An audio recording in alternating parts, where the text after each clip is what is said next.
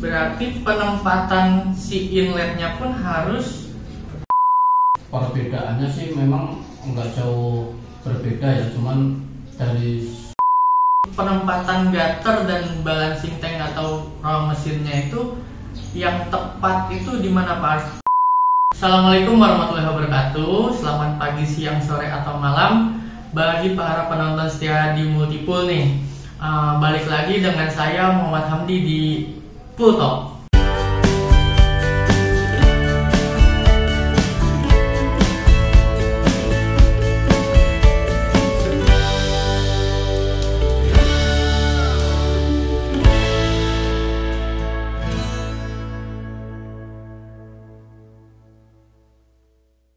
Oke, kali ini kita melanjutkan pembahasan tentang sistem sirkulasi kolam renang skimmer. Kemarin itu skimmer, sekarang berarti gilirannya overflow nih. Bersama saya kali ini ada Bapak Aris lagi nih, kita bahas tuntas lagi tentang sistem sirkulasi overflow nih Pak. siap. Selamat pagi Bapak Aris. Selamat pagi Mas Andi. Gimana Pak Aris kabarnya? Alhamdulillah. Lancar proyek ya Pak Aris? Alhamdulillah nih, ada proyek juga nih. Ya, kali ini kita bahas tentang overflow nih Pak. Kita kupas tuntas semuanya dari semi overflow, full overflow itu bagaimana, nanti kita kupas tuntas semuanya kali ini ya. Kembali ke pertanyaan yang pertama itu Pak, sebenarnya sistem sirkulasi overflow itu apa sih? Yang membedakan dari sistem sirkulasi skimmer itu apa? Jadi gini, kalau sistem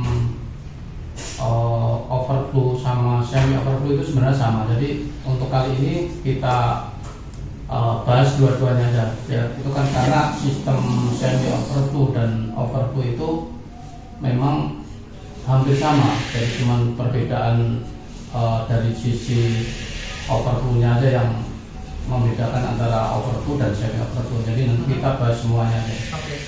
Jadi kalau untuk sistem overflow ini itu sirkulasi kolam renang yang wajib ada gutter dan balancing tank. Jadi sistem overflow ini juga sisi kolam renang atau keseluruhan sisi kolam renang itu luber gitu loh. Nah, luberan itu ditampung dengan adanya gutter. Kemudian dilanjutkan dialirkan ke balancing tank seperti itu. Oh, berarti terus apa sih yang membedakan dari sistem semi overflow dan overflow itu Pak? Full overflow maksudnya? Ya. Jadi kalau untuk semi overflow itu cuman salah satu sisi yang airnya itu luber gitu. Jadi kalau yang overflow full berarti keseluruhannya luber. Keseluruhannya berarti ada di seluruh sisinya, berarti ada got atau gatar gitu ya Pak? Betul. Kalau semi overflow berarti nggak ada, di salah satu sisinya aja. Di salah satu sisinya aja gitu ya. Terus apa ya, kelebihan dan kekurangannya semi overflow atau full overflow dibandingkan dengan skimmer itu Pak? Sebenarnya sih kalau bicara kelebihan itu ya memang dari sistem sirkulasinya itu memang ada cenderung lebih bagus yang semi overflow ataupun overflow. Itu akan lebih bagus. Jadi dengan sirkulasi yang maksimal tentunya akan menambah kualitas air. Nah itu kelebihannya kayak gitu. Jadi dari sisi sirkulasinya air itu. Oh, berarti kalau misalkan ada kotoran nih, umpamanya ada kotoran di kolam renang, permukaan kolam renang gitu ya. Iya. Berarti di kotoran itu berarti masuknya ke gutter semua ya? Betul. Ke gutter, jadi nanti dialirkan ke balancing tank. Dari balancing tank itu kan nanti ditarik lagi masuk filter. Jadi itu udah pasti airnya itu yang keluar ke kolam itu udah air benar-benar air bagus gitu. Oh, berarti penempatan si inletnya pun harus berseberangan dengan gutter ya Pak? Betul, itu Itu kalau semi overflow. Semi overflow ya. Kalau full overflow penempatan inletnya itu di mana? Apakah zigzag atau disebar di seluruh sisi? Itu disebar di seluruh sisi, dan di zigzag itu juga akan menambah atau mempercepat daya dorong kotoran itu mengarah ke gutter. Jadi nggak akan nggak akan papasan gitu ya. Papasan gitu. Seperti itu. Untuk pertanyaan selanjutnya itu dari ciri khas dari si semi overflow ataupun overflow, full overflow itu apa Pak? Dari segi bentuknya atau fisiknya gitu Pak yang membedakan? Kalau perbedaannya sih memang nggak jauh berbeda ya, cuman dari sisi kolam itu kalau semi overflow itu cuman satu sisi yang luber. Kalau yang full overflow ya itu keseluruhannya yang luber, jadi dibutuhkan gutter keliling kolam. Itu kalau yang full overflow. Jadi itu cuman itu aja ciri dari fisik perbedaan antara semi overflow ataupun overflow. Kalau balancing tank udah pasti itu ada ya, itu kalau wajib untuk dimiliki dari sistem ini. Jadi sistem yang overflow ini ataupun semi overflow itu wajib ada gutter dan balancing tank. Berarti ciri fisiknya yaitu ada gutternya ya. Semi overflow salah satu sisinya, untuk full overflow itu seluruh sisinya. Iya betul ya. Jadi kalau balancing tank dan gutter itu sebenarnya saya bilang tadi wajib itu karena untuk mendukung luberan air ataupun overflow itu kan harus ada penampungan. Jadi ada air yang bisa untuk meluberkan, itu ditampung di balancing tank itu. Jadi makanya saya bilang itu menjadi wajib dari sirkulasi semi overflow ataupun overflow.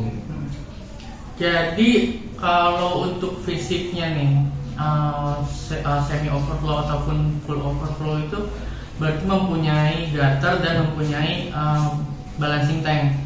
Terus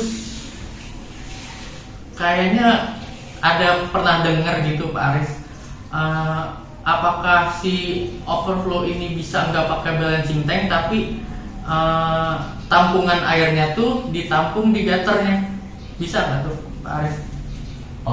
Itu bisa aja kita hilangkan balancing tank, cuman kita buat gutter itu jadi ukurannya lebih besar itu dari gutter yang standar lah istilahnya gitu.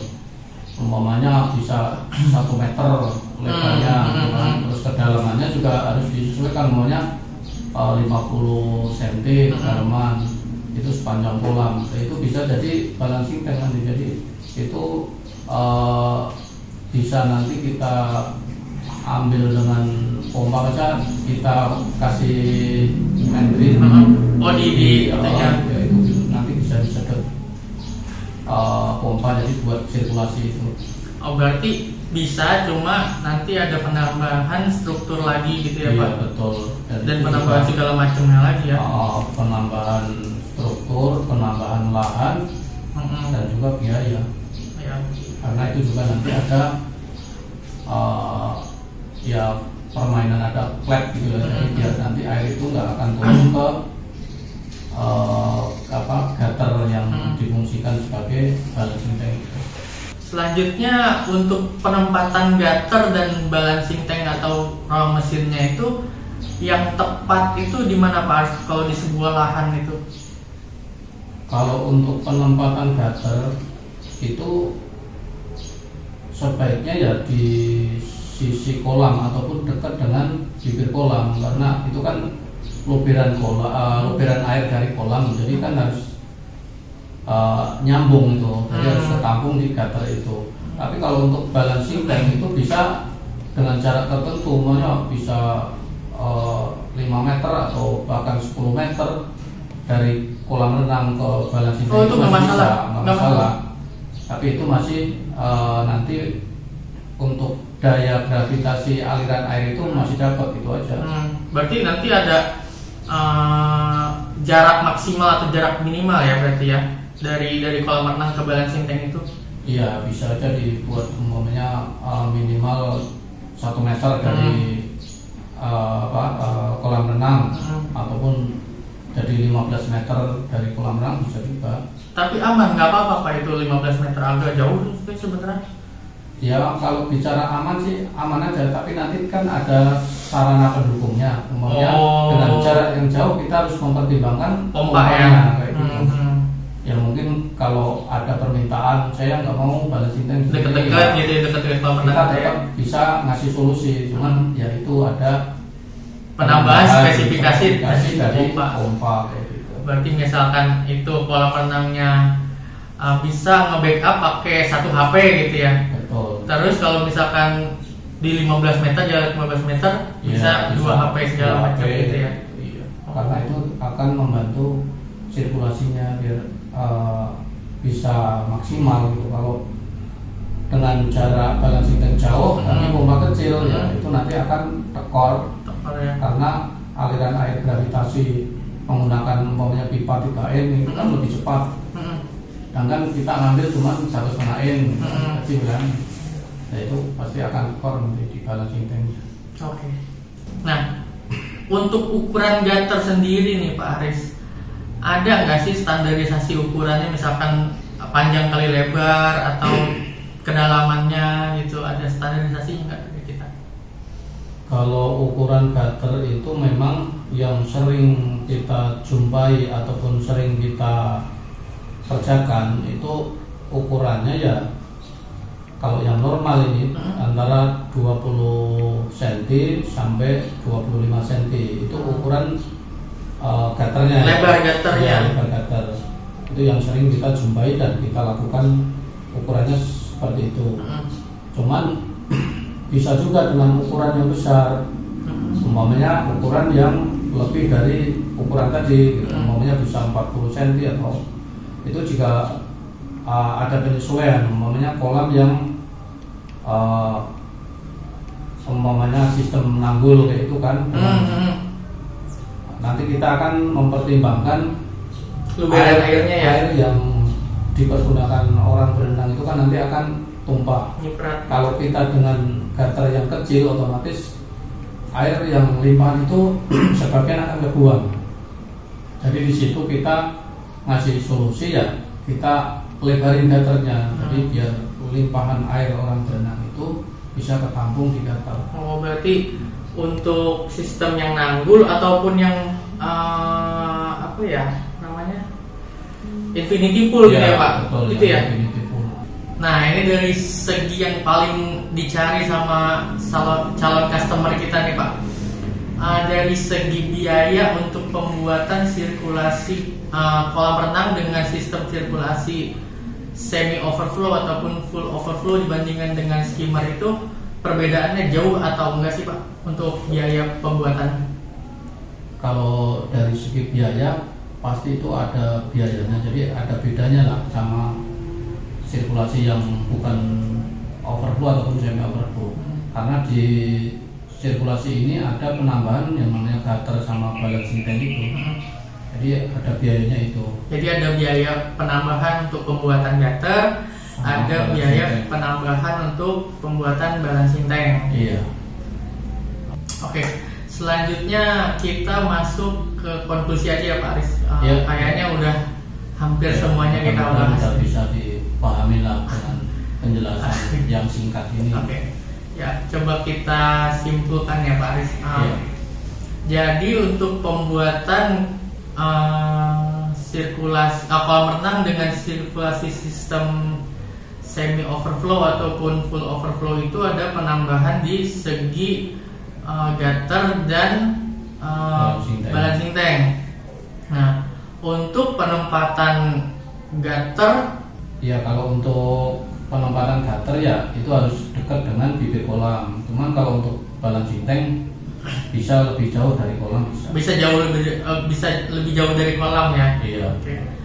Terus dari segi biaya nih, segi biaya berarti